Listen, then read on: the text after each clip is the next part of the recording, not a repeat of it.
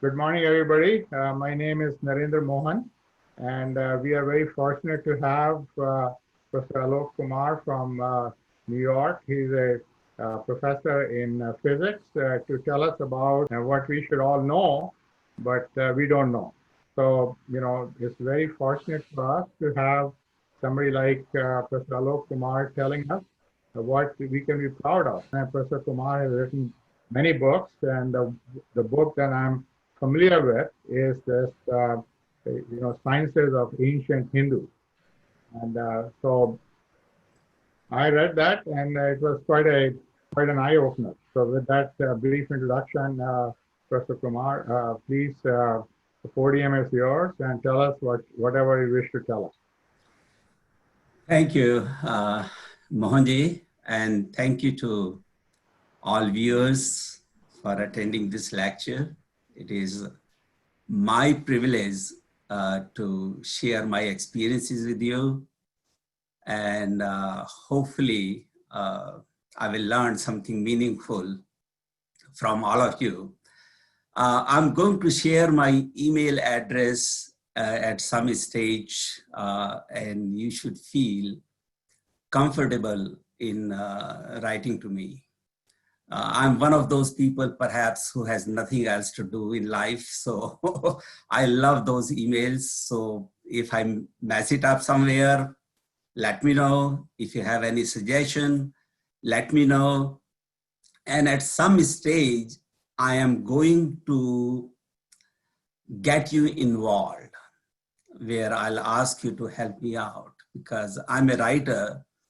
And I don't want to be the only thinker. I want your help to write my things. So I will be sharing that.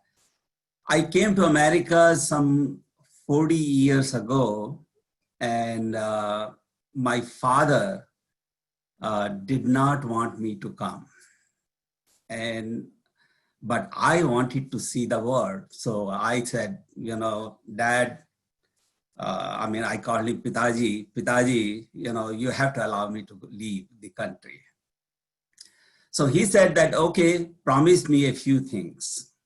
That when you leave the country, you will do something good for the country from America. Number one. Number two, you'll do something good for the religion. And I said, okay, I will do it, and then third thing he said, you are going to come back. And I did not do that because it's 40 years, I'm still sitting in America. So I just visit there, almost every year.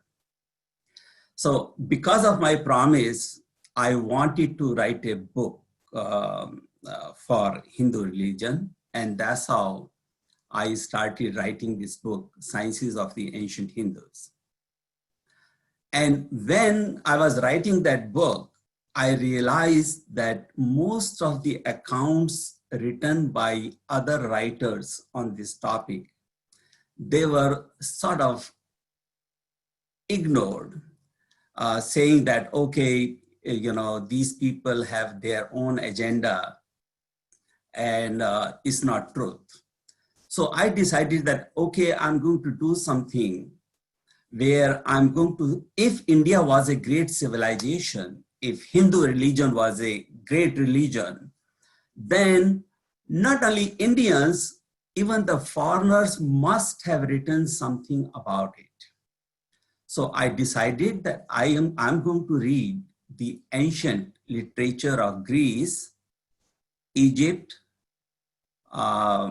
Middle East, Persia, part of the Middle East, and Europe.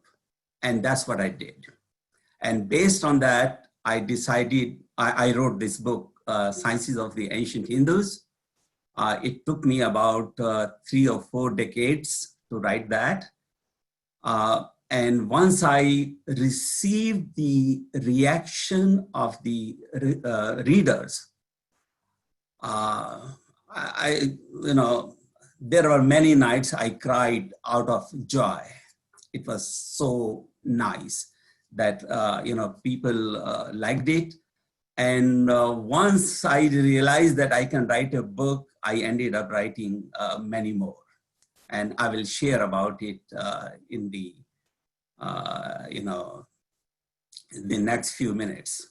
So let me share a few things. As you can see it, I'm a professor at the State University of New York, and I have provided my email address here, alok.kumar@oswego.edu. And please feel free to write to me. I can guarantee you that if you write to me, I'm going to write you back. That is a promise. By Oswego, it is very close to Rochester, New York, in case you know. It's about 60 miles, from Cornell University, and about 30 miles from Syracuse. So it's a very central location, and it's a beautiful small town. In fact, let me share the picture of my university. That's my university, and it is on Lake Ontario. So you see that water. I'm about maybe 1 or 1.5 minutes away from water. So I'm that close to the lake. And it's as I mentioned, it's a beautiful, beautiful place. Now, I was raised in Haridwar, and whatever I have today, I attribute it to the town I was raised in. So from the childhood, I was interacting with the monks and saints and yogis, and I was very, very fortunate. And my sister, she wrote a thesis on the administration of these ashrams. How do they manage money? How do they lead these groups? So she wrote that thesis, and being a female, when she interviewed these monks, I was the one who always went with her for these interviews. And that's how I got to know these monks, and it was a wonderful, wonderful experience. These are the books that I have written. The very first book on the right, Science in the Medieval World. Let me talk a little bit about that book, because you will need that information later on. This book was first written in 11th century from Spain. So again, book was written in 11th century in Spain by a Muslim. His name was Said al-Andalusi. It was a very popular book in the medieval world, and particularly in Europe, very well referred. And suddenly something happened and the book became lost. And when I was doing research on sciences of the ancient Hindus, and reading these ancient documents or medieval documents, I noticed that quite a few authors referred to this book, but I could not get a copy of that book. And as a researcher, if you don't succeed, then things become really interesting. So I became very interested in the book simply because I could not get a copy of it. So I researched and researched, and I found out there is one copy in Iraq, another copy in Lebanon, and third copy in Ireland, and fourth copy in Turkey. And I acquired all the 4 copies, and validated the book and introduced it to the English-speaking world first time in 1991. So prior to 1991, the existence of this book was not even known to the English-speaking world. And there is a reason for it. You will see it in the coming few minutes. Then I wrote another book, Sciences of the Ancient Hindus, and as I mentioned, I studied all these different cultures, to see what is their opinion about India. So I ended up writing a third book, A History of Science in World Cultures, this one. And I had a big complaint from my readers about Sciences of the Ancient Hindus. Then I wrote Ancient Hindu Science, which was published only last year. And this book has been published in America as well as in India. In India, it has been published by Jacob Publication from Mumbai. And so that's the reason you see two titles with the same, same title and two different covers. Now, currently I'm making digital documentaries. I have just made 28 documentaries based on, archaeological sites in Delhi and Jaipur. And these documentaries are made in Hindi language because Hindi is one of the impacted language in America, where the government, they want native speakers, people who are born in this country to be able to speak in Hindi. So the National Security Agency, NSA, gave us a grant and Isha Foundation. That's a foundation based in New Jersey. Professor Dr. Ray Chaudhary, he's the founding director of that foundation, and he helped me financially as well as he was the director of the project. So we went to India and made about 28 documentaries. And since it was supported by the government, all those documentaries are public, websites. You can easily watch those on the internet. Now, I'm also involved right now making more documentary films, and let's see how it will go with time.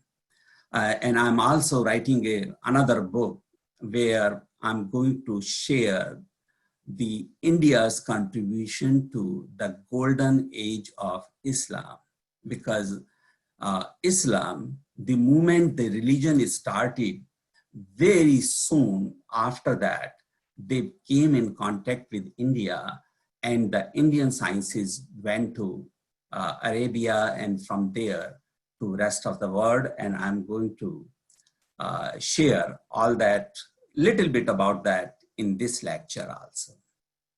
So that's my current activity.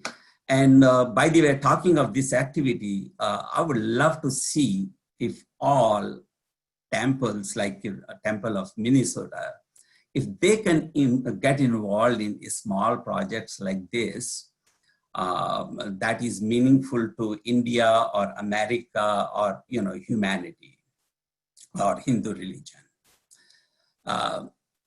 Now, talking about what is the current status of our knowledge. When year 2000 came, it was a major event around the world, and AAAS, which is the American Association for the Advancement of Science, they decided that they are going to document the top 100 scientific discoveries or inventions in the history of human beings. So in the January 14th issue of Science Magazine, which is a magazine of AAAS, they published an article, Pathway of Discovery, where these 100 contributions were documented. Interestingly, out of those 100 contributions, 98 contributions came from the Western world, and only 2 contributions came from the non-Western world. One was the invention of zero that was given to India, and the astronomical observations of the Hindus and Mayans. By the way, I just want you to know that this term Hindu, I did not choose it, they chose it. And so according to them, and this is a group of top historians in the world, they considered Hindu astronomy as a major contribution to humanity. And there was no mention of China, Africa, Latin America, and the Middle East. I just want you to think about one thing, and that will tell you how incomplete our education system is. I'm pretty sure some of you have taken a course on astronomy in high school or university level. Were you ever taught Hindu astronomy there or the Mayan astronomy? My feeling is perhaps not. I would love to,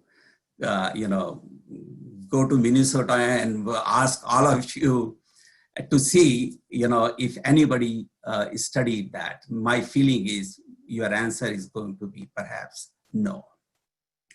Now, if there is something that is so unique and so impactful that it is among the top 100 discoveries in the history of human beings, why are we not teaching it? I want you to think about that. And the more you will think about it, the more you will realize how incomplete our education is. And I will talk a little bit about Hindu astronomy in the next few minutes. So this is the knowledge of historians in year 2000, where there were only 2 non-Western contributions, and both contributions came from India.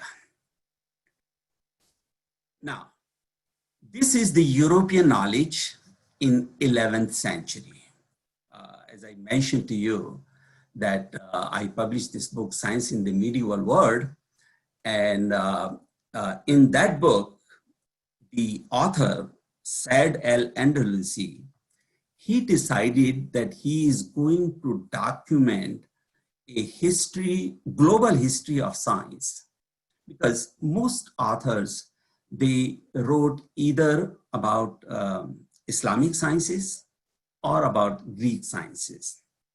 And he said, no, I'm going to write a global history of science, and I am going to grade civilizations or nations based on their contribution to science.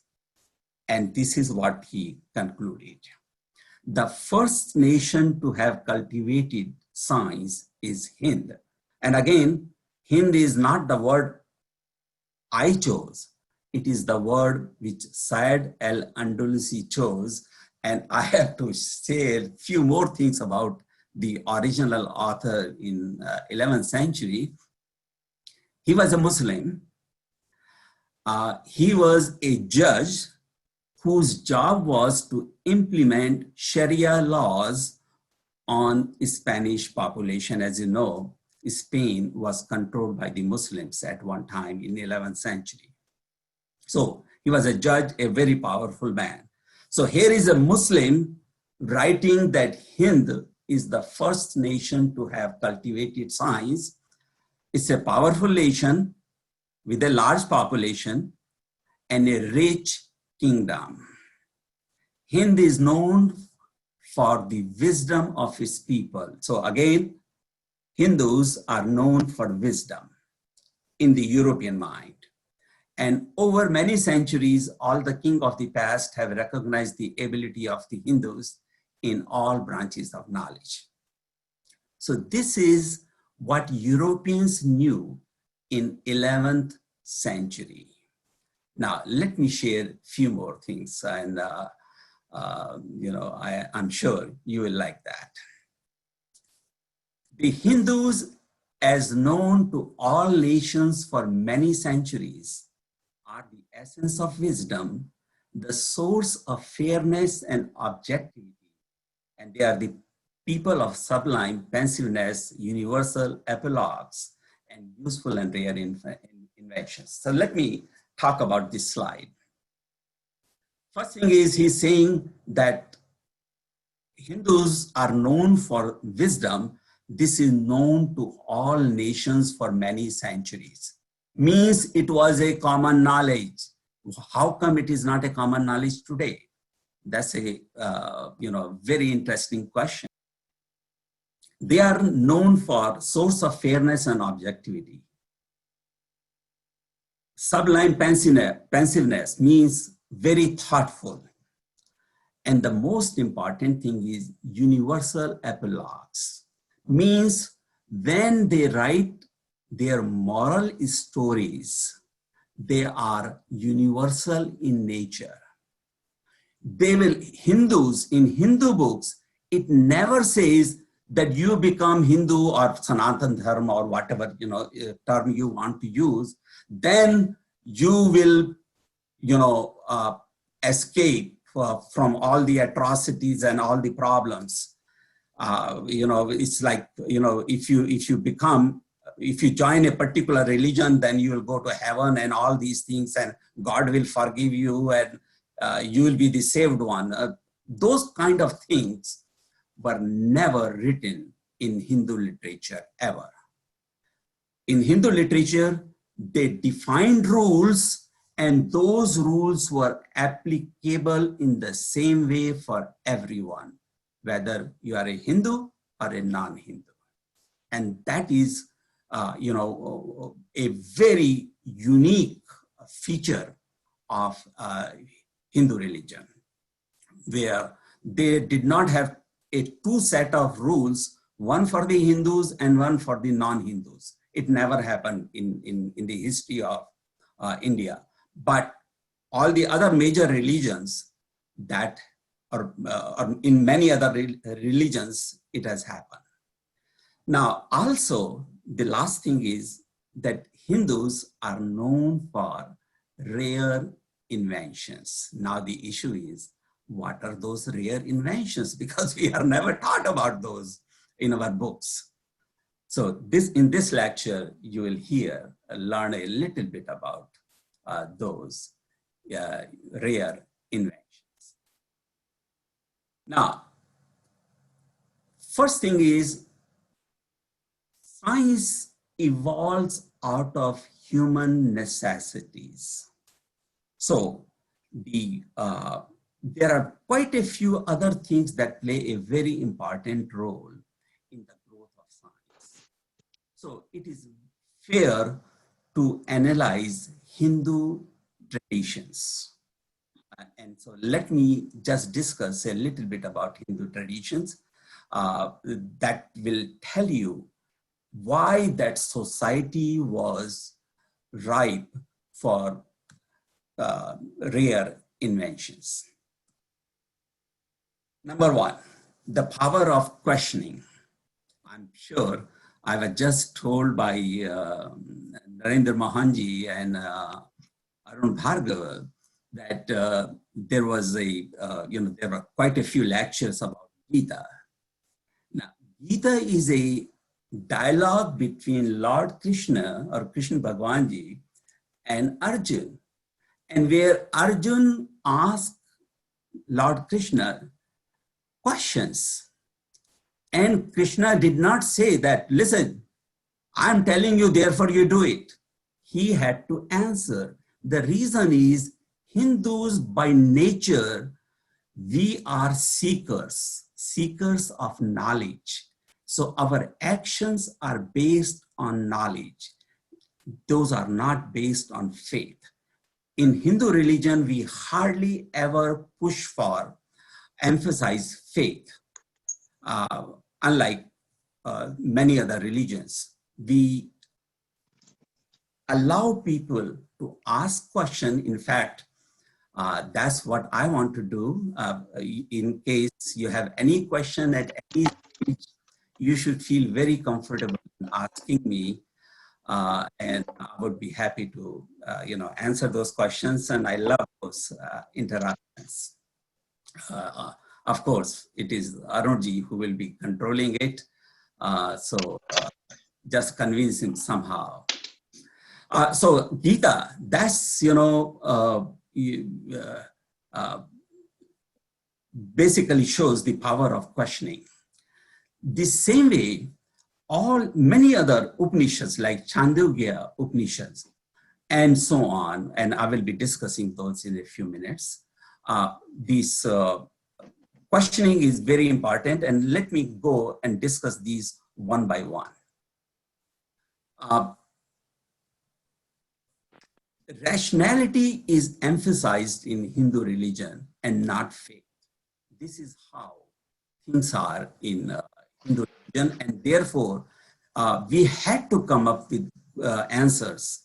We had to satisfy the curiosity of Hindus, and the quality of that literature evolved. Shastrastra.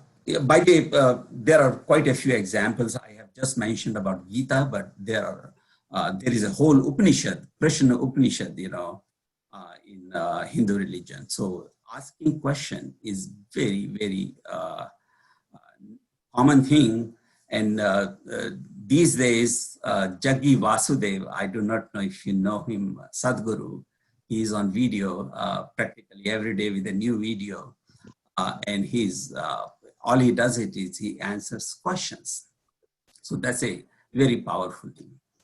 Shastrartha, debate is ingrained in that culture where, even very complex issues were resolved based on debate. And by the way, if you know, it was a very powerful, important way how people decided to get, select a groom. Marriage were done, by organizing debate. In fact, that's how Gautama got married. Now, if you have read Charak Samhita, who is a very beautiful book on medicine, it explains how the debate should be conducted. And those who are familiar with Robert's Rule of Order, they will know that, how beautiful Charak Samhita is, because Robert's Rule of Order was written only 150 years ago, while Charak Samhita is at least 2000 years old and much more detailed. And the most important thing that I want to talk here is there was no celebration for the victor and no insult to the loser. This is how, because knowledge was divine, and therefore, and the debate was done for knowledge, and therefore there was no victor or loser. And this is how the tradition was in Hindu culture. Gurus were highly respected. In fact, we celebrate Guru Purnima, which is a wonderful, festival to honor Guru. The respect for Guru was based on knowledge and not on faith. This is something extremely important for everybody to understand. So asking questions from the Guru was a normal thing to do. Now, the last, in the Hindu tradition is science and religion. See, think about science. Science is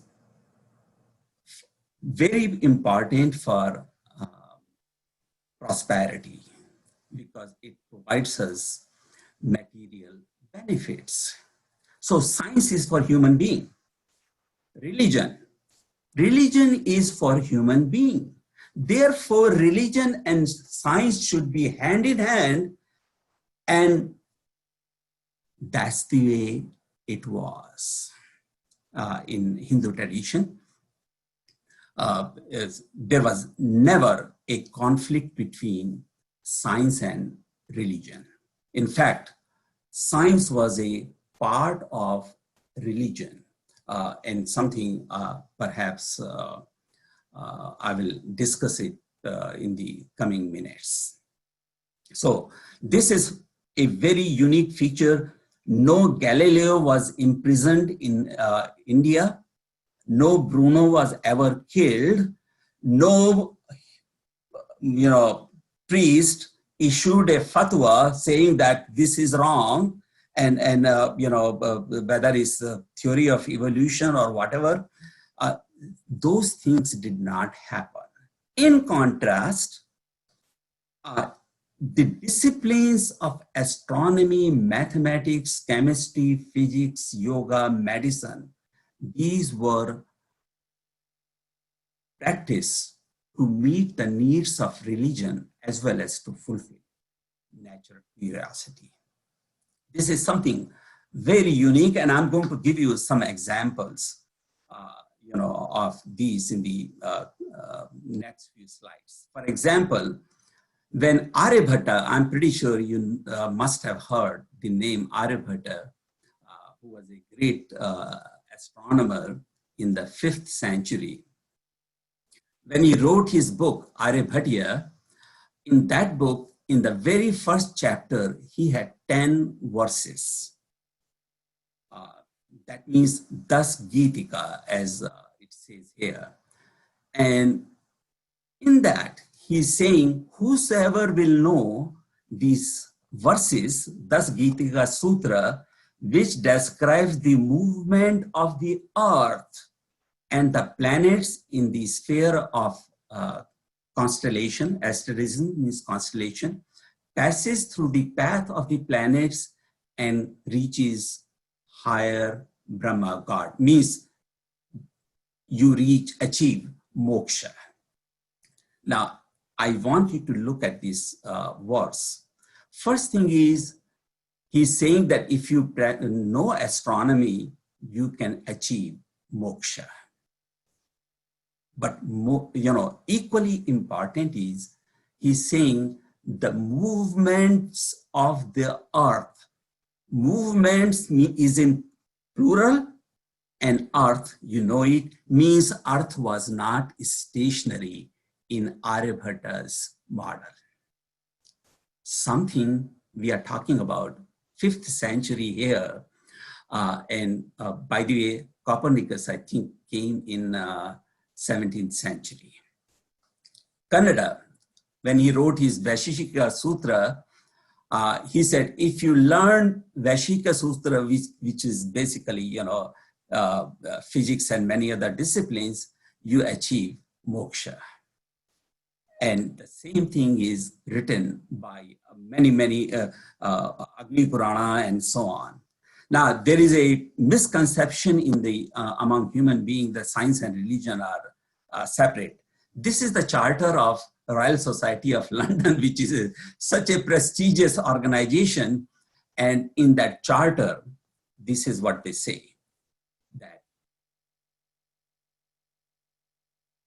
we make, ordain, create, and constitute the Royal Society of London for improving natural knowledge and to be applied to further promoting the authority of experiments, the science of natural things, and of useful arts, to the glory of God the Creator. This is an extremely important point. That how do you know that there is a God, there is a creator? The only way you can learn about creator is to observe creation. That's the only way. You see the creation, and based on your analysis of the creation, you learn about the creator. This is the only way. And how do you study creation? That's science. So scientists are trained perhaps to best understand the God. This is what Einstein believed in. This is what Newton believed in. This is what many Kepler, Faraday, and so on, all these scientists, they believed in that. In fact, Einstein has written an article in the New York Times saying that scientists are the most religious people. Something most people in the public perception, we do not know about it, but Hindus were doing it in the BC period. Now, talking about the now the Hindu contributions, the 0 came from India, and the place value notation. What is the place value notation? See, when we write 11, we write as 1 and 1, and the 1 on the left is not 1; it is 10. So this kind of notation, we call it place value notation, where the magnitude of a number is based on its location. And that's a very powerful way to represent number, because if you see a number with 3 digits, you can guarantee that it will be larger than a number with 2 digits. So you can study the stock market, what stocks are going higher or lower in a matter of seconds, while with the Roman numerals, you cannot do that. The same thing, you cannot perform addition, subtraction, multiplication, division, and so on using without place value notation. So it's a very powerful thing, and I will talk a little bit more about it. And I hope I'm not put you to sleep in talking for too long. So if you have any question, feel free to ask me. I will be talking about trigonometry. I'll be talking about that astronomy, that Earth is moving. We knew it in the BC period. The Ujjain was the 0 longitude in the ancient world. Like Greenwich is the 0 longitude today in the modern world. And this is not only for the Indians, it was for the whole world. Ujjain was the, when people were writing book on astronomy, and in Islam, you have to pray in the direction of Kaaba. All Muslims have to look in the direction of Kaaba. And therefore, astronomy is very important for Muslims. And so when they wrote astronomy books, they defined latitude and longitude of different cities, their 0 longitude was always in Ujjain. And that teaches you, that tells you the power of Hindu astronomy in the Middle East. All the books in the Middle East that were written were with, Ujjain as 0 longitude. Concept of atom, iron pillar, Ayurveda, plastic surgery, and the reason I'm talking about plastic surgery is there is some controversy about that lately, where Modi has been criticized, and I will provide you some information, and yoga. So these are some of the things I will be talking about. Now, I have already told you that 0 is a placeholder. It basically, defines that there is nothing in that location. Now, it has evolved out of Hindu philosophy of God. God has two forms. One is Sagun forms, means it is full of attributes. Sagun form means, you are defining attributes to God. And there is another form of God called Nirgun Saru, means Nirgun form of God. And in that Nirgun form means there is nothing, you cannot assign any attribute. Yet, that's everything. And that philosophy is very unique, and the concept of zero evolved out of that philosophy. Something, we do not know exactly when it happened, but we know that it happened even before, in the BC period, that knowledge was there. In fact, Aryabhatta in 5th century has used that knowledge.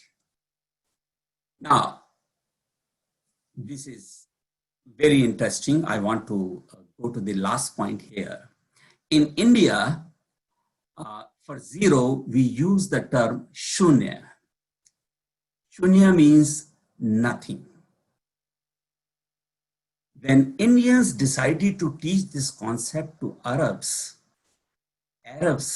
they chose the word in Arabic language that means nothing. And that word is sifar. So sifar, which is an Arabic word which means nothing, it came from, because, from shunya. And by the way, that connection, it is very well written in their books. And, where they are saying that, yes, we are learning this from the Hindus. When Arabs learned it, when the Europeans learned it from Arabs, Arabs were the teachers, in 11th, 12th, 13th, 14th century to the Europeans. In Latin, we chose the word cipher, which is very, very similar to cipher. And eventually, Italians, they spelled it with Z rather than C, and that's how it became eventually in French, zero, and then, English borrowed that too. So that's the history of,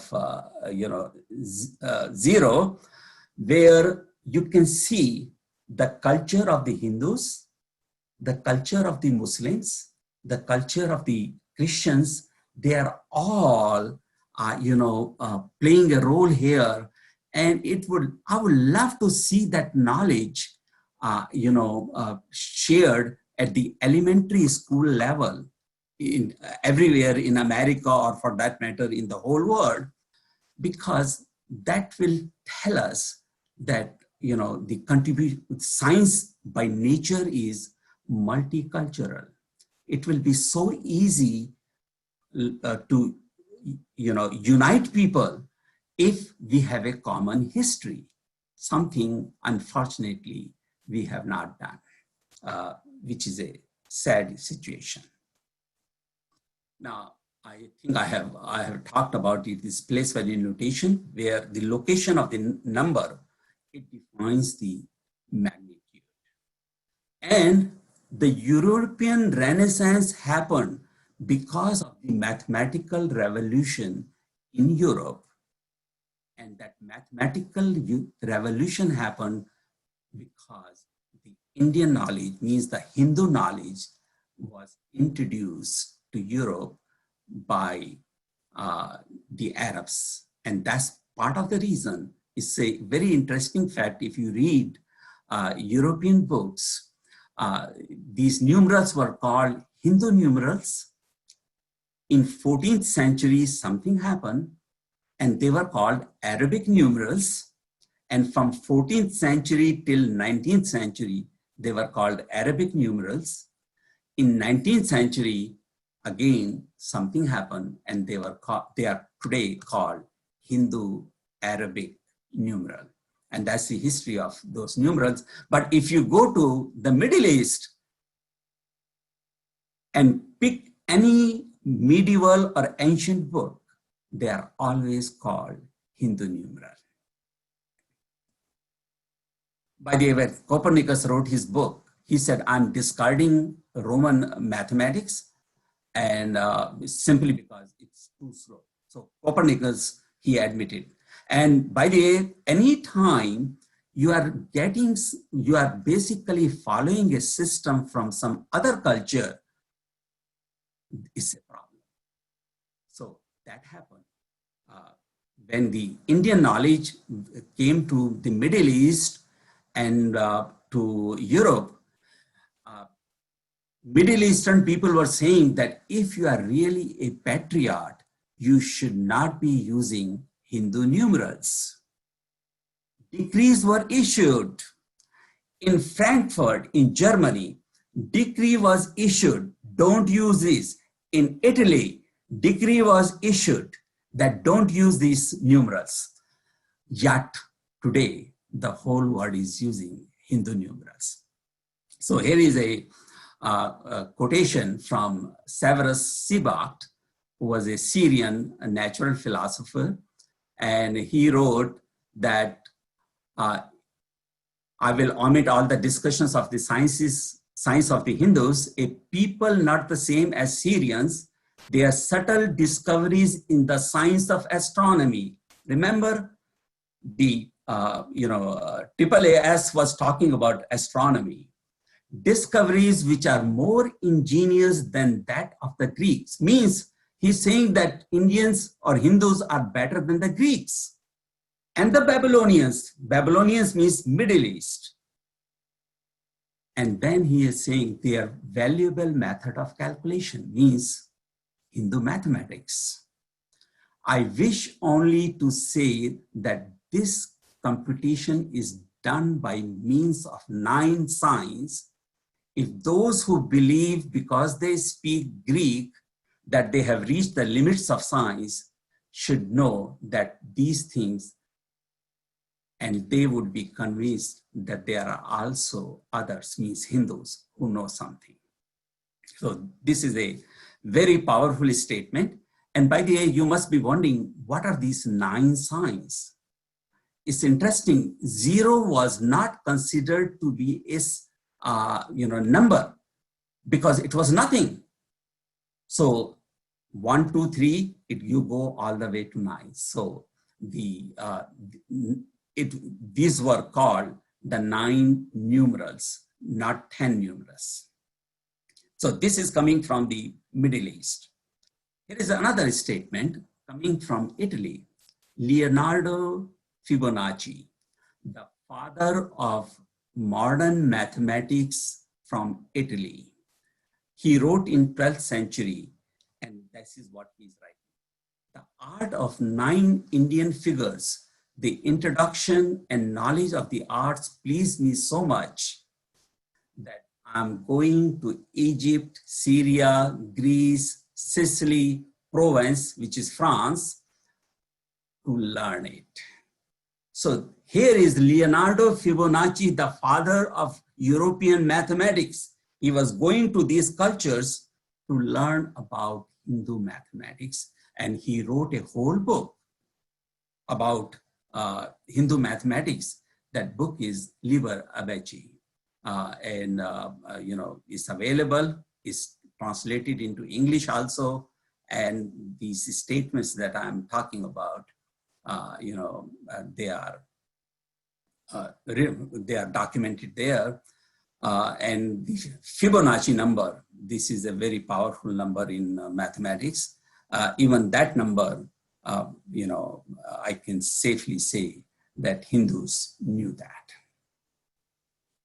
Pythagorean theorem, that is, known to the Hindus from the ancient period. In the Shulva Sutras, it is defined in terms of areas. The areas produced by, length and breadth of a rectangle is equal to the area produced by the diagonal. And that is, so Pythagorean theorem was written in the form of area. And by the way, those who are, somewhat aware of the Pythagorean theorem, Pythagorean theorem was also written not in terms of a square plus b square is equal to c square, but it was written in the form of area. Now, the issue is there any connection between Pythagoras and, India? And this is something you are going to love, the next few slides, if you are interested in that topic.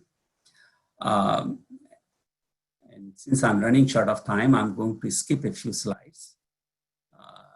By the way, Pythagoras went to India. It is a documented fact in history. It is, this is Apollonius of Tyana in the first century. It is, he's saying that I did not sacrifice, I do not touch blood even on the altar, since that was the doctrines of Pythagoras. It was the doctrine of the naked philosophers of the Egypt and the wise men of India, from whom Pythagoras and his sect derived the seed of their philosophy. So basically, Apollonius of Tyana, who was a Pythagorean philosopher, he is saying that the Pythagorean philosophy was derived from Hindu philosophy. Something I'm pretty sure you take a course on Pythagoras, take a philosophy course, this is not going to, be shared. Now, here is saying, I did not sacrifice. He is talking about that Hindus were vegetarians, and so was Pythagoras. Most of the Greek philosophers were strict vegetarians, and because that connection with the India, which is hardly ever talked about, although it is defined in history books.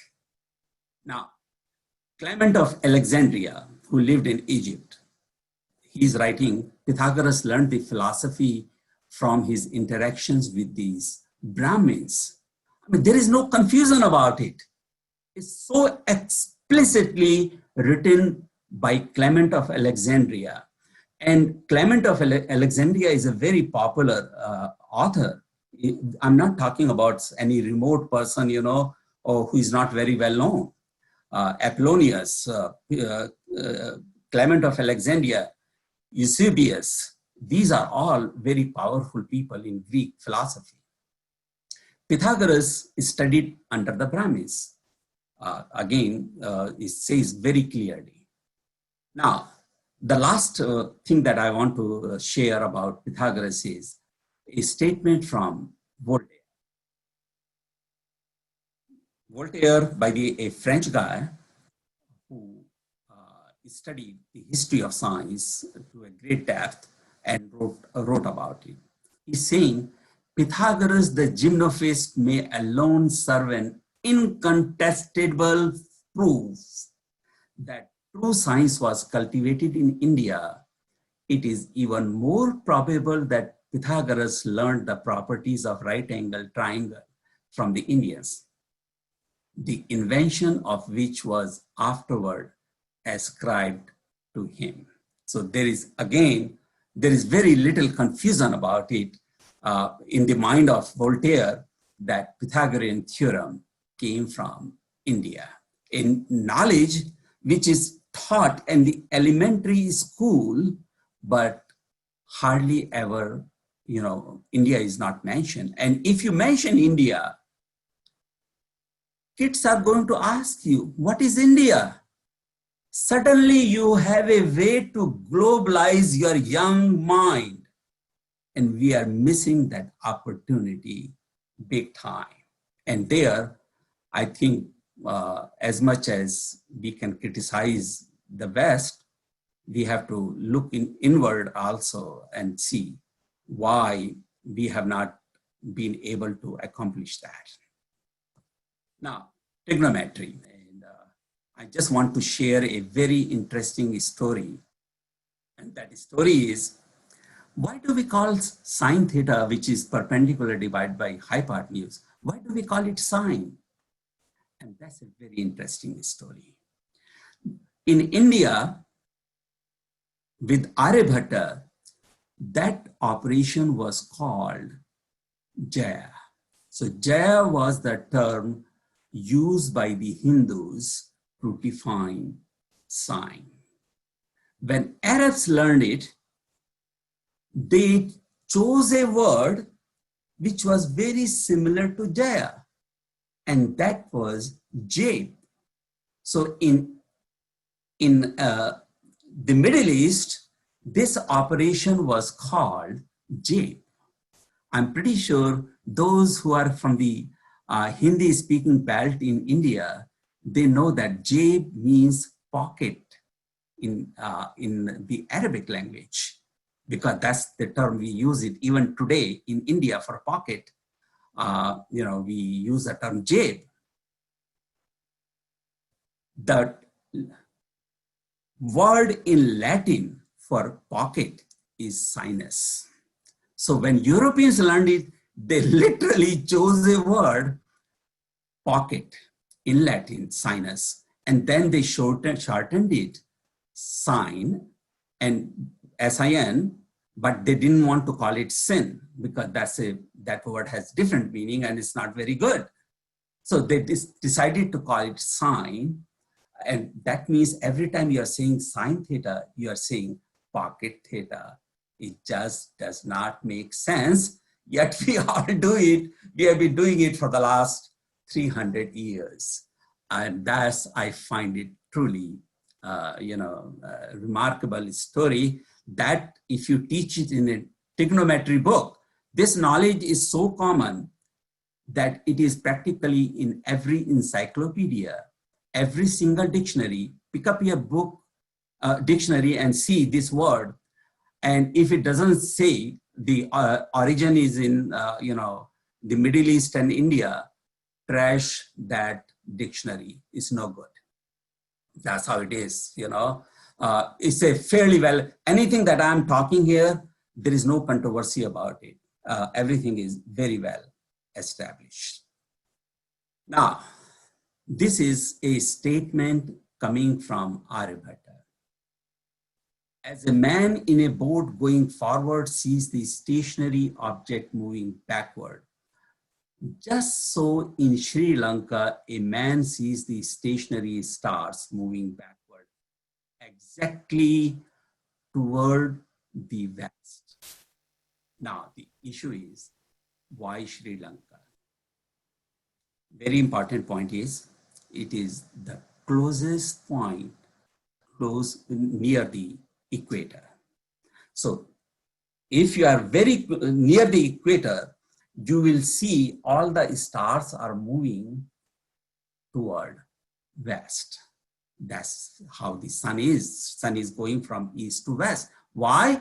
Because the earth is moving from west to east in the opposite direction.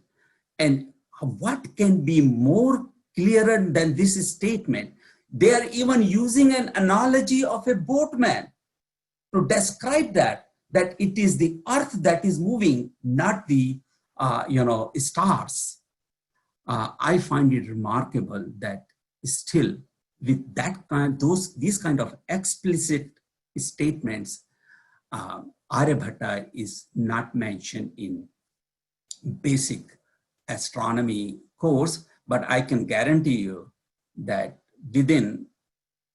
I hope within my life, this will become, a common knowledge, because things are happening, things are changing, and my feeling is someday a astronomy book will be written with these, ideas. Now, how do we know that this is the, case and it is true knowledge? Nobody has fabricated that knowledge, later on. Well, Al-Biruni, he was a Muslim, he was from Middle East, and he called Hindus, he didn't use the term Indian, he used Hindu. He called Hindus stupid for assigning motion to the earth. By the way, I have not written in this slide that term is stupid, but that's what we call it. That Hindus are stupid because they are assigning motion to the earth. Well, today we know who was stupid. So, and that this book is very, very popular. Al-Biruni's book, I'm pretty sure you pick up any library, popular library, that book will be there. It's called Al-Biruni's India. Now, this is a book published by the New York Academy of Science on astronomy. The book was written on astronomy, published by the New York Academy of Science by two very popular astronomers, King and Saliba. One worked for the Columbia University, that's Saliba, and King, he worked in New York, but today he is a professor in Frankfurt, Germany, in Goethe University in Frankfurt. And so this is a statement. It is highly probable that the system of Aryabhata was derived from a heliocentric theory. This is a very important thing. And all these things that I'm talking about, I'm not providing you exact reference, page number, and so on, but all those exact references are provided in my book. Feel free to, in case you are interested, you can find those. So here, even the Western scholars are admitting that Aryabhata's theory was heliocentric. Now, why do we call it heliocentric? One very powerful example.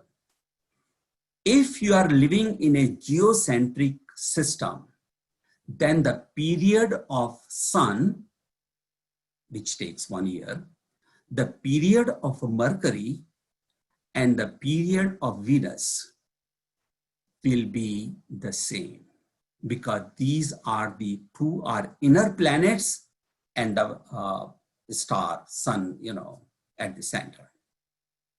But in Aryabhata, he calculated the period of all these planets, and for the period of Mercury and the Venus, it came out to be different and very close to the period that we accept today.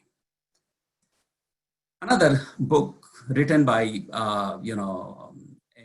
astronomer Thurston, who is an astronomer from Canada, and he's saying not only did Aryabhata believe that the earth rotates, but there are glimmerings in his system of a possible underlying theory in which earth orbits the sun rather than sun orbits the earth.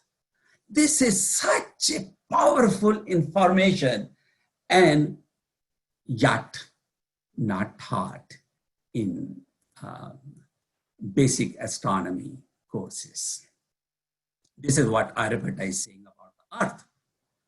Earth is saying is like a kadamba flower. I am sure those who have lived in India, they are aware of this flower, where you have these blossoms from all sides. And he said, this is how the creatures live, whether they are aquatic or terrestrial, on earth. Means there is no up and there is no down. And that's a beautiful statement. Now the issue is, if you are on the bottom side, how can you live like that as a human being unless there is gravity? So it is very well known that the concept of gravity did not come with Newton. Newton provided the mathematical formulation, but that knowledge was very ancient. In fact, in Vaisheshika Sutra, it says very clearly the gravitation. In fact, the term they have used, Vaisheshika has used, is Gurutwakarshan. Gurutwakarshan means things that is attracted by the earth. And it's in that it says the falling of water is due to gravity. I think I'm running short of time, so I'm going to skip it. Maybe I will be happy to come back again someday because I want to talk about, iron pillar, which is a pillar which is, 1600 years old, and there is no rusting and it's outdoor. I mean, I'm sure you know in Minnesota, your winters are so harsh and it takes a toll on your cars. Your car gets become rusted because of the salt. Why can't we create cars that do not rust? This is a technology in India 1600 years old where there is no rusting. And we know the technology today. If you add phosphorus to that, this is what happens. So this technology is now well defined and yet, not practiced because perhaps these car companies, they want you to buy new cars a lot more often.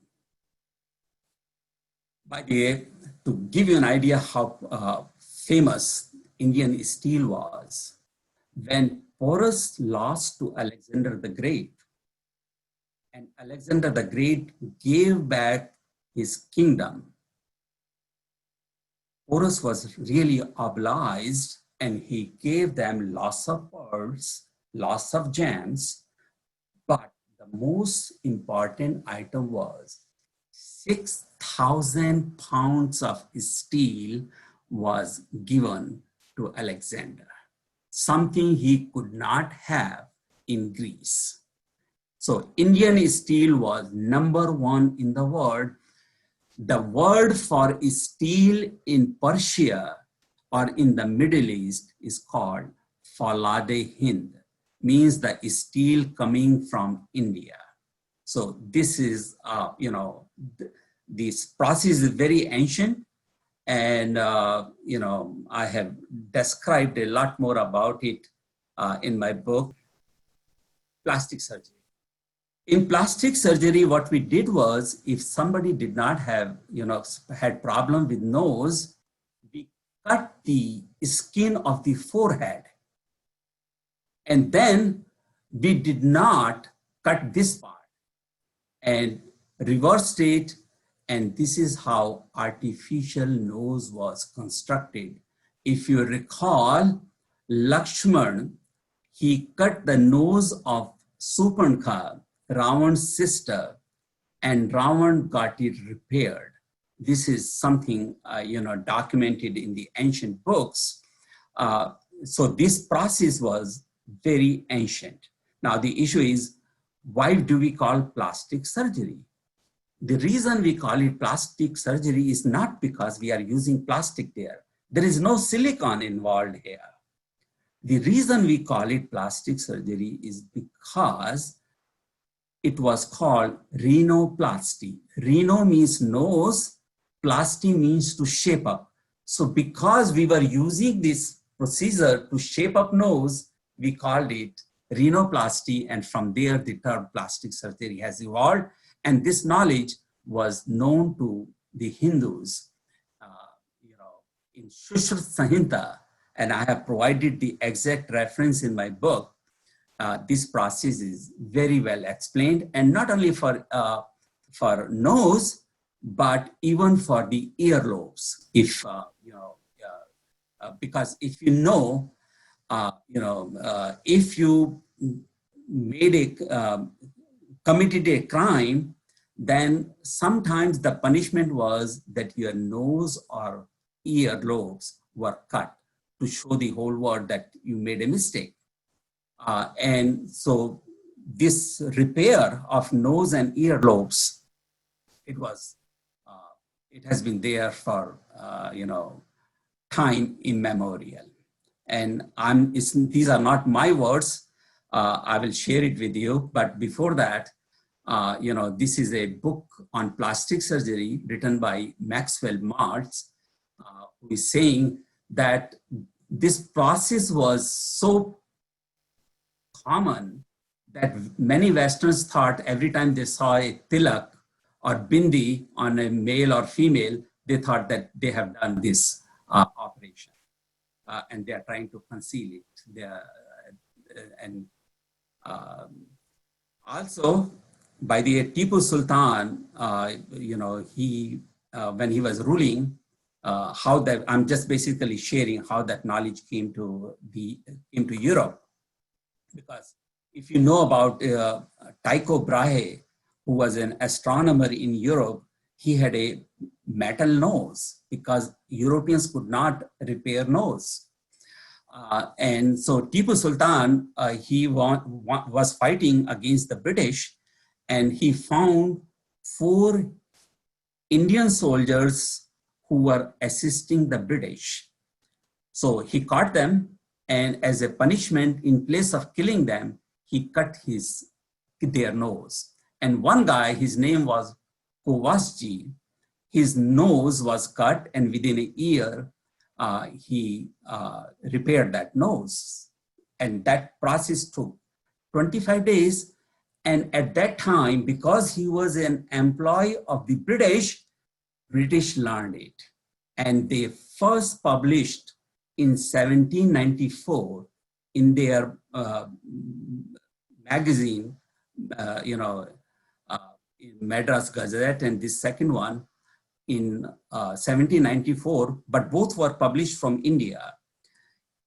Within a few months, in London, in the Gentleman's Magazine, that information was published, and they were saying that this knowledge is not known to the Europeans, not known to the British.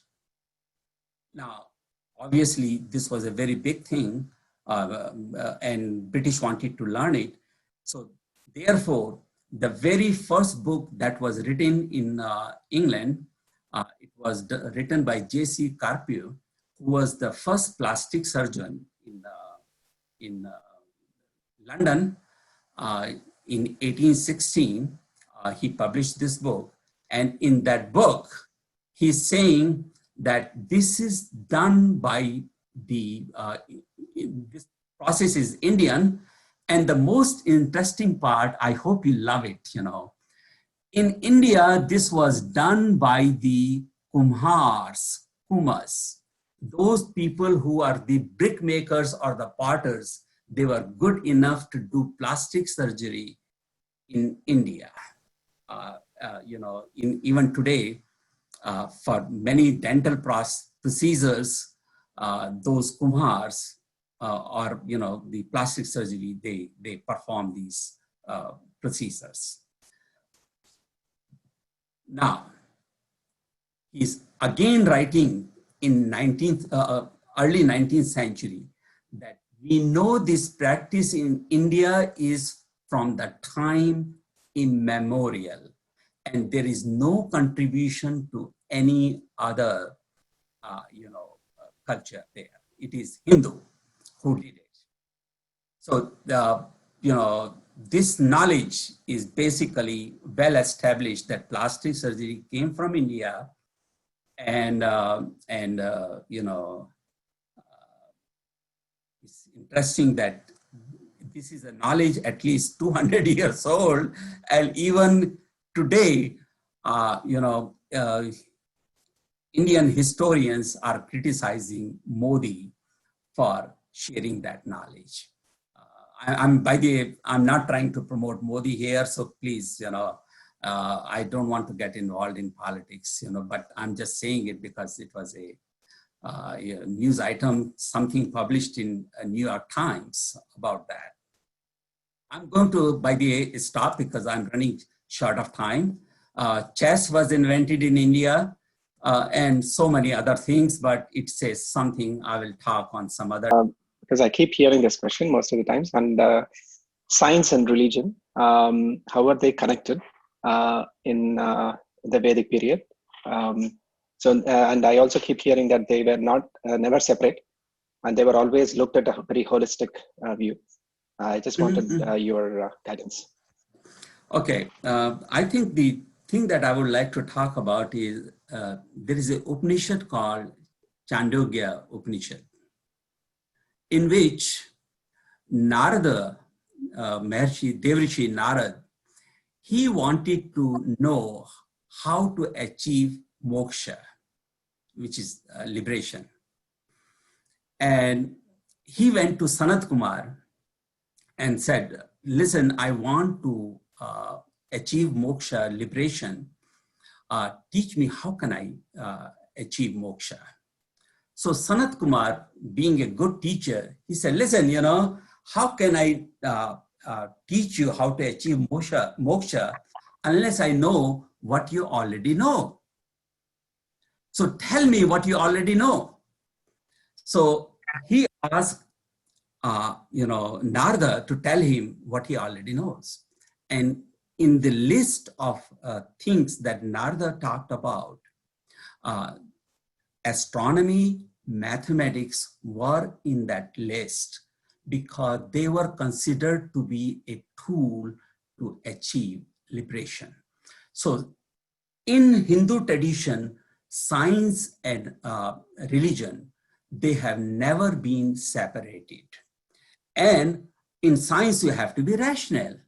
Means you are going to make mistake and correct those. And there is no problem in doing that. Nobody is going to kill you for saying that this information is wrong. So, in Hindu tradition, science and religion they have always been together. Like I mentioned, Aryabhatta said that, with the help of astronomy, you can achieve salvation or liberation. In Agni Purana, he said, if you can become good in medicine, you can achieve salvation. I'm, by the way, using the term salvation, which is basically moksha. Some people do not like it. They think I should use the term liberation, but it's an old habit. I some do it, with my subconscious mind. So that's how it is. In Agni Purana, they're saying if you become good in medicine, you can achieve moksha. In fact, Ravi Shankar, he never allowed anybody to smoke while he was playing music, because music was his way of achieving moksha. So with the help of fine arts, with the help of science, with the help of these arts, you could achieve moksha.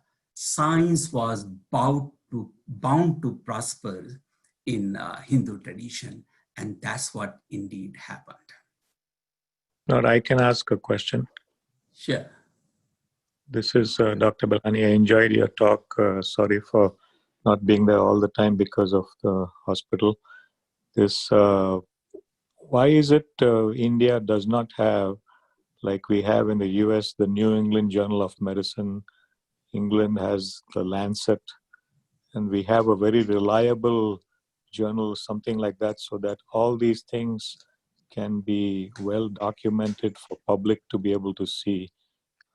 Because I think it's time we got very reliable scientific journal in place.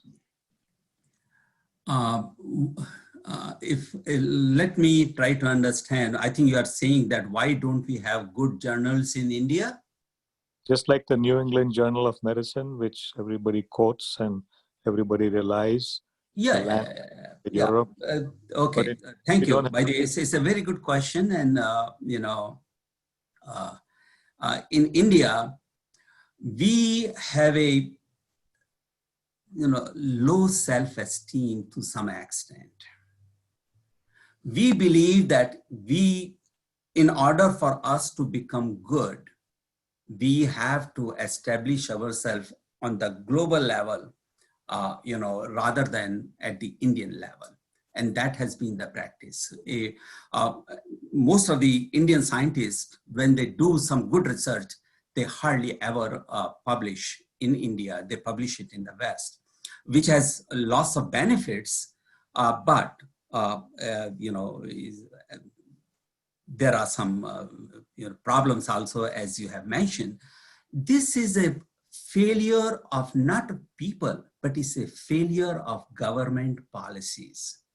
When we became independent, we did not create those policies and paying the price. I can tell you right now, I mean, to give you an idea how things are, my book, Ancient Hindu Science, or for that matter, all the other books, they are practically, well, I have done reasonably well by with these books. They are practically in every single library, good library in the world. But you are not going to find even a single copy in an Indian library.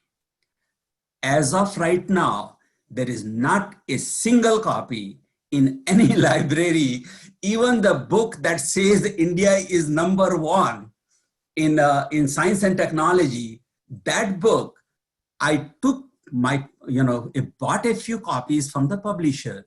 Being a, author, I wrote that book, when published it, I thought Indians are going to love this book, So when nothing happened, and there were articles written about me in the Western, media, I can give you an idea by the British History of Science Society wrote that this is an invaluable contribution to the history of science. This is what the British History of Science Journal wrote when they reviewed the book. So I thought, this book is so well received in the Western world, there should be a few copies of this book in India. But then I thought maybe Indian cannot afford it because the price was about $17. So I took a few copies, bought a few copies, and I took it to India. And I gave it to a few friends that, can you put it in your libraries, those books? I was told, sorry, because of the contents of this book, this is a friend who told me, this book has become toxic. It cannot, so today, after 25 years, more than 25, this book was published in 1991. So basically close to 30 years, there is not even a single copy of this book in any Indian library. This is the mindset of Indian academia about these matters. There is not even a single, newspapers have interviewed me all over the world, but not a single one. Press Trust of India, which is the #1 organization, they interviewed me, issued a press release, not covered by all top newspapers. Only Hindu newspaper in their business column published that. That's it. So this is the mindset in India right now. It got to change. It will change, but it will take some time and we have to be patient. I think that's really sad because that has really held back a lot of things that we could be well publicized from a nationalistic point of view, and also some of the things that are being done incorrectly without the proper knowledge. Well, I have to tell you then one more example, which I talked about a little bit about how India played a very important role in the growth of Islamic science. So when I came up with this idea that I should write something about it, so I wrote an article, published it in an encyclopedia on science, Islamic science from Oxford, published, then I thought, well, the average person have to know it. So I decided to publish an article in a magazine by Saudi royalty. I mean, this is as Islamic as it gets. So it was published in a magazine of Al Aramco, which is the oil company of Saudi royalty. And there was no problem. The article was published, which said very clearly with documents that Islamic science is largely, the contributions are coming from India. After that article was published, and it is a beautiful article, I thought, it would be nice to share that information in India. I sent a copy of that article to a large number of media outlets in India, saying that I'm willing to write an article for you. It's already published and Saudis believe in this article. So there is no question about it. Will you allow me to write an article? Not one reply, zero. So that knowledge is not in India. I cannot write about it in Indian academia. Thank you. Have any connection to any powerful person? Help me out. I'm willing to write. But Alok, you had atom on your list. That is right. And you did not talk about that. Yeah, because I have had inviting this, me again. Yeah, but tell me something, if atom and Atma, any connection between the two? Atom and Atma. Atma is also indestructible, soul. The word Atma. Any correlation between the two? I do not know. In Vaisheshika Sutra, they have defined, actually not only in Vaisheshika Sutra, in Srimad Bhagavatam and in Vayu Purana and in several other documents, they wonder about what happens when you take matter and you start dividing it. And then they reach to a point where you cannot see that particle anymore. Mm-hmm. Yet there is something that you cannot see. So means there is a reality that is beyond perception. And that the way it is described there in Vaisheshika Sutra, Vayu Purana, and so on, it is so beautiful that in the BC period, they were talking about, reality beyond perception. And that's what Atma is. You cannot, there's no perception there. So maybe there is some, connection, but that explicit statement, I do not know.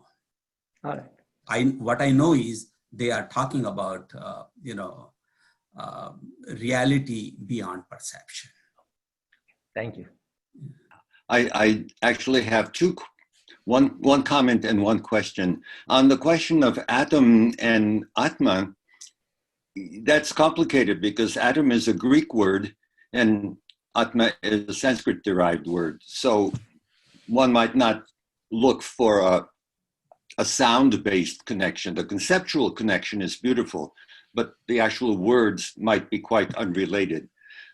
My question was also about words. When you first started talking about that, the medieval Islamic judge who wrote the book that you told us so much about, in your very first slide, you used two words.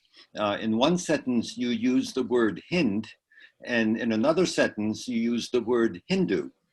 And it raised for me the question of whether you could tell from those old texts whether they were talking about Hind as a region in which there were multiple related but nevertheless distinct strands of thinking and religions, or whether they were speaking about Hindus, and if they were speaking about Hindus, what was their understanding? Because my understanding is that back in those times, nobody thought of a unified defined Hindu religion, there were Vaishnavites and they were Shaivites and so on. So I'm just curious about how you see the use of those words. That's a very interesting question. In my book, Ancient Hindu Science, I have covered that topic. Now, it is correct that Hindu was used to define that geographical region by the Persian. So it was not a term used by people of India. They did not. It was the Persians or the Middle Easterns who defined that term. Mm-hmm. And since they ruled us for so long, that term we started accepting in India. But Indians never defined that term. Mm-hmm. Did we define other terms? Perhaps not. The only term perhaps we defined was Sanatan Dharma.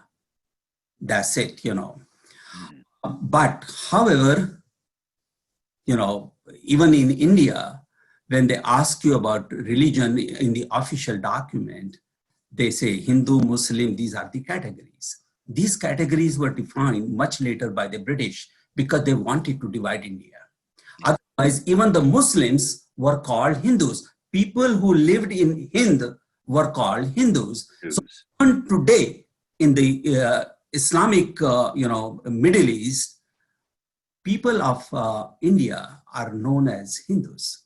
Whether you follow Muslim as a religion or not, it doesn't matter. So every Indian is a Hindu in the eyes of, the Middle East, even today. So that's a very difficult question. In 11th century, when Said al-Andalusi wrote his book, there was no Islam in India. It was all what we call the Sanatan Dharma. And there even Buddhism was a part of Buddhism as a separate religion was not well defined in India. It's like you become a disciple of Maharishi Mahesh Yogi, you follow his direction. Okay. You follow the, direction, Prabhupada, then you can follow his, doctrines. This is how Indians have been always and even today. So when in 11th century, this guy was writing about Hind and Hindus, he was defining the geographical region and the people of that region. And at that time, it was mostly all Sanatan Dharma. There was no Sikhism, there was no Islam. So I think if you connect it with the Hindu term today as in connection to religion, it will be a very fair, I think, connection there. There is not much dispute about that because Islam came in India in 11th century. Okay. Thank you. I have a question. Yes. About atom and Atma. Sir, you said that, atom is a Greek word for Atma. No, I did not say that. I mean, okay, my question is, I have a lot of books that, there's very good, information. Or, for example, my one favorite is by Sushma Londe. She did 35 years of research, a tribute to Hinduism, where, during British rule and even other scholars, after they read your Upanishads or Vedas, how come when I come across a lot of books that they are comparing which civilization is older, in Hinduism or Greek? Did they kind of take some part of our knowledge or our scriptures and our research and quote it as their own?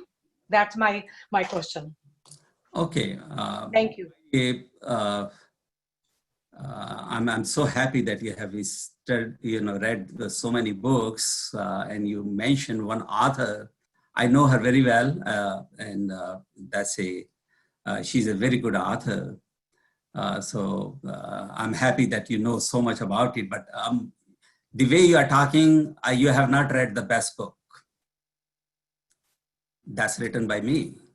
So someday read it and you will get the answer of that book. But let me because I have covered that in so many ways in that book. If you know the history of Greek philosophers, whether it was Pythagoras, whether it was Plato, whether it was Anaxagoras, whether it was Democritus, and so on. If you know their life, then you know that they did not live in Greece. They were all travelers. They were traveling. Democritus, he had a biggest challenge when he was old, that Greeks told him that you are not going to be buried in Greece because you have wasted your father's inheritance on travels. And where was he traveling? If you read all those documents, I have given you plenty of examples about Pythagoras, but if you read the life of these Greek philosophers, many of these, they were staying away, they were travelers. And they traveled to Babylon, and they traveled to Persia, and some of them came to India. There is no question about it. Historical documents are, filled with those information.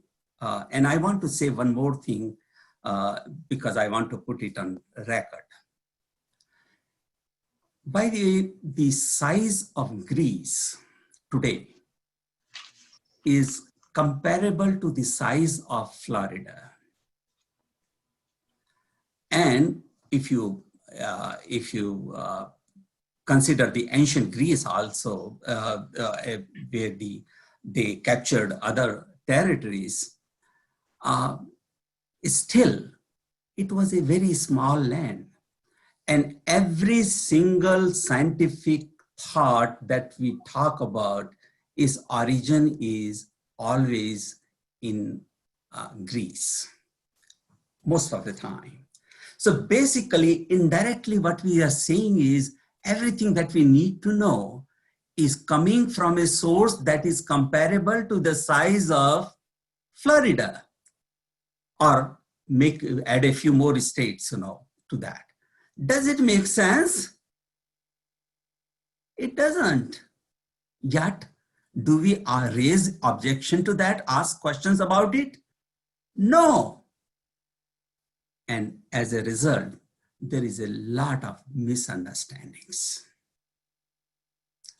Thank you. Yeah. Is there any way to connect with you, Professor Kumar?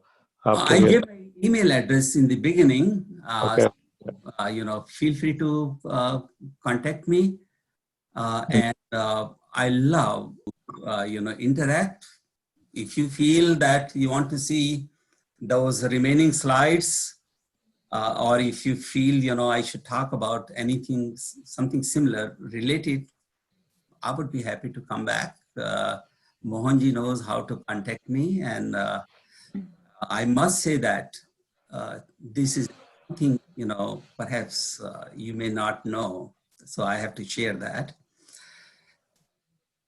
After I published the book, I thought, Indian community, the Hindu community would love to know this. And I have already shared my response from India.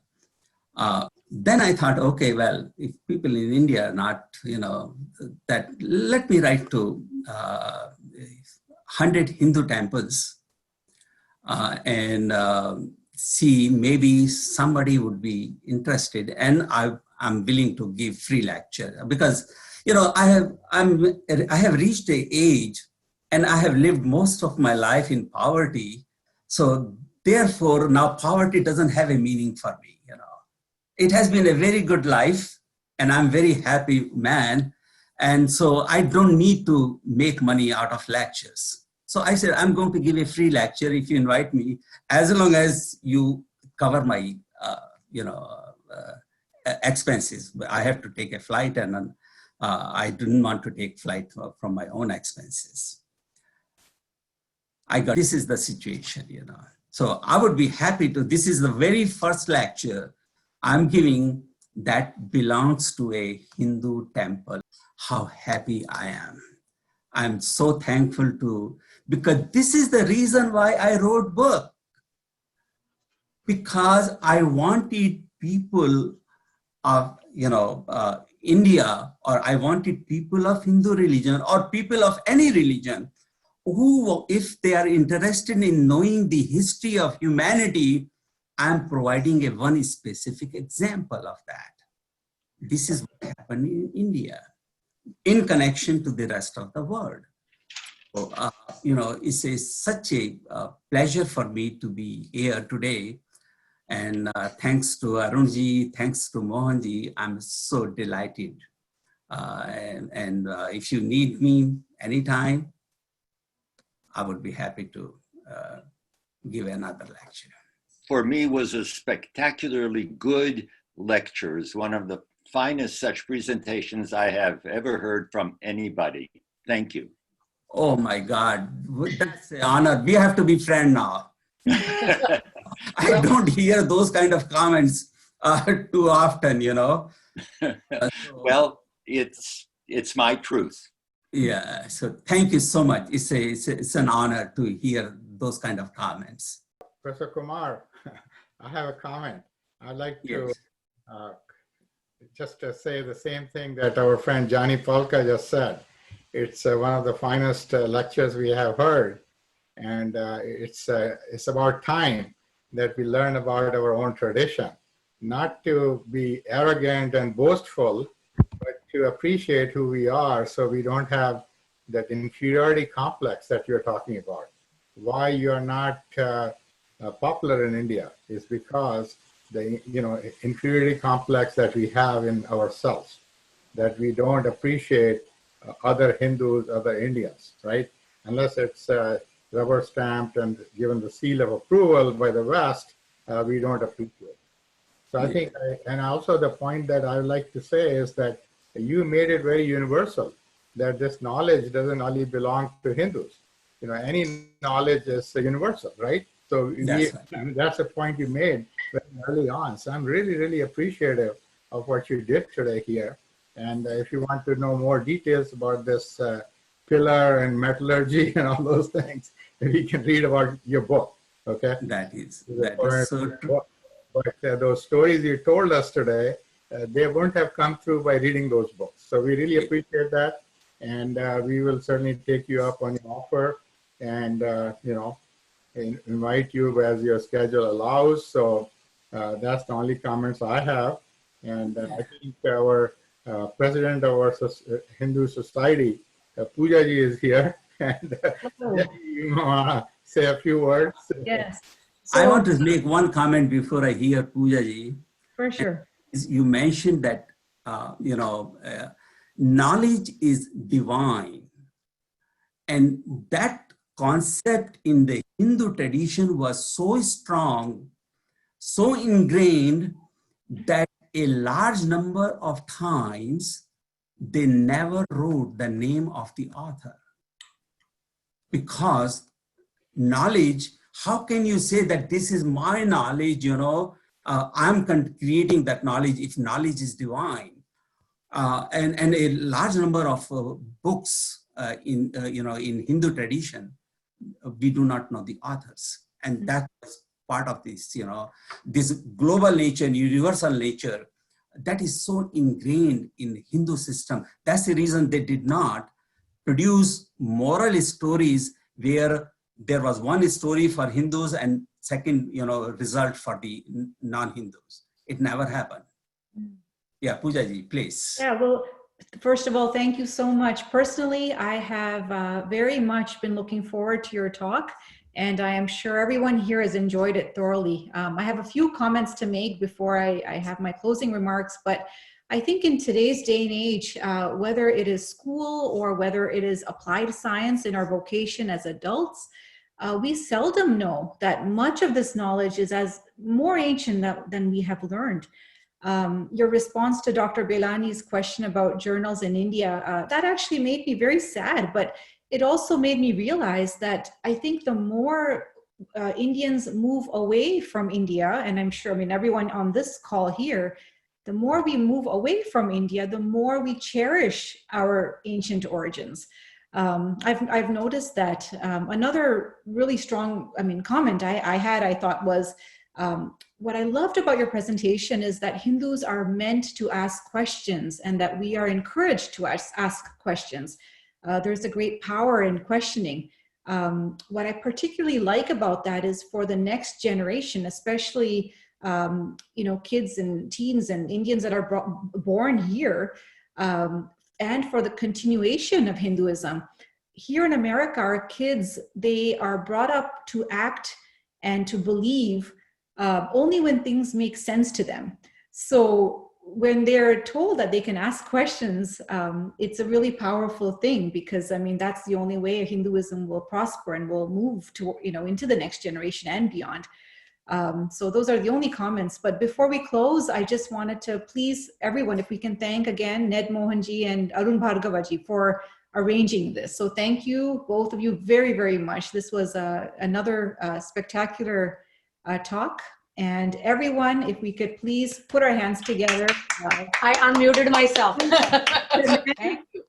Thank you, Dr. Alok Kumar. Thank you. Thank you. That was great. Enjoyed it. Thank you. Yes. Such a humble man.